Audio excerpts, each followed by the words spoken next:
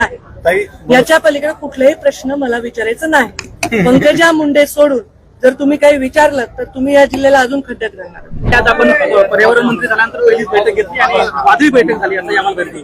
नाही, काही नाही, वादळी बिदळी कोणाला कळलं, तुम्हाला काही आतल्या अधिकाऱ्यांनी सांगितलं का? बघते त्याची काही वाद. आता ही बैठक अकॅडमिक झाली. मी इथे पर्यावरण मंत्री म्हणून आणि संपर्क मंत्री म्हणून मला कुठलंही बंधन नाही की कुठल्या क्षेत्राची बैठक घ्यावी.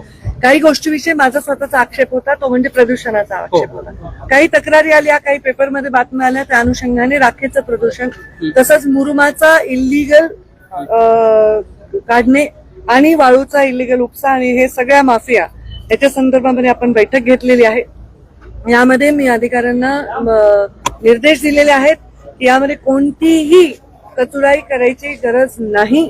आपण जे निर्णय मी आता दिलाय त्या निर्णयाप्रमाणे जर कारवाई नाही झाली तर त्या अधिकाऱ्यांना सुद्धा कारवाईला सामोरं जावं लागेल. प्रदूषण नाही झालं पाहिजे. राखेचं आम्हाला राख कोण घेते, कितीला विकते, कितीला घेते हे आमचा विषय नाही. फक्त ती बंद कंटेनर मधनं झाली पाहिजे.